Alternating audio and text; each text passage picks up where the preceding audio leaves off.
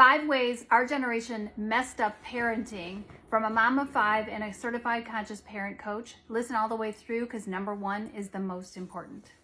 Number 5, social media. We knew it was bad for our kids, but we didn't really pay attention when they were telling us years ago that this was going to be a problem. And here we are now parenting kids in their late teens and early 20s who are struggling, and as a result of being on social media too soon and too often. Listen up, parents of younger kids. Oh, and by the way, bring your own technology. When our public school system went to that several years ago, I thought to myself, oh my God, what are they thinking?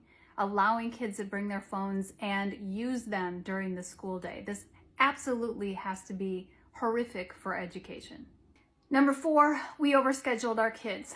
In an effort to make sure that they were on the club team and working towards that scholarship, because God forbid college education would be reasonably priced, we were pushing our kids into a particular sport, and all the sports are now, you have to spend so much time getting good at them, right? Do you remember the good old days when we grew up and you could do like basketball in the winter, baseball in the spring, tennis in the summer, and football in the fall, and you got to learn a variety of things? We all know it's not like that anymore. We also overscheduled them because we wanted them to be well-rounded, and we didn't want them missing out on, say, when they were getting ready for their SATs, to make sure that they were fully prepared. We got them a tutor. We got them all the things. I also think privately that we overscheduled because it was a badge of busy. And for whatever reason, moms needed to feel that they were really busy. Because if they were really busy, then their kids were like doing all the things. Number 3, I'm telling you, these kids are coming into the world more sensitive, more open-minded, and more fluid in all aspects of their lives. Boys are very sensitive, and we have done a shitty job in the past trying to help them understand their emotions, let alone express them. And then we also were pushing the girls because girls were treated not as fairly as boys, right? And that's a thing. Don't argue that. I get it.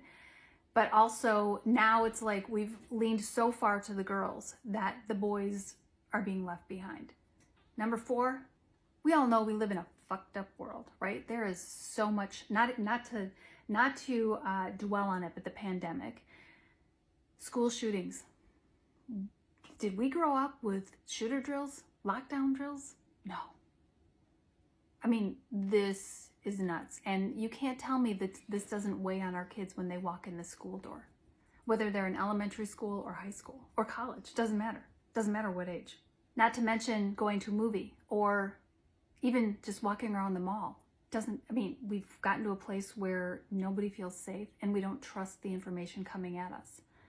These young people are catching on early because they're getting informed because they're spending so much time on the internet. And number 5, our inability to look within ourselves and work on our own shit as parents has caused us to project it onto our kids. Someone mentioned that in the comments yesterday, and they're absolutely right. We grew up under the dominant parenting paradigm where parent was here, child was here, you weren't necessarily seen and heard for who you were. So when you made natural mistakes and unhealthy choices as you grew up, we were reprimanded, we were made to feel ashamed of that, rather than it's just part of growing up. So consequently, as adults, we don't have the ability to look within ourselves because we feel ashamed. And that's inadvertently been projected onto our children. But it's never too late. I believe in us. I believe we can change the way that we're parenting.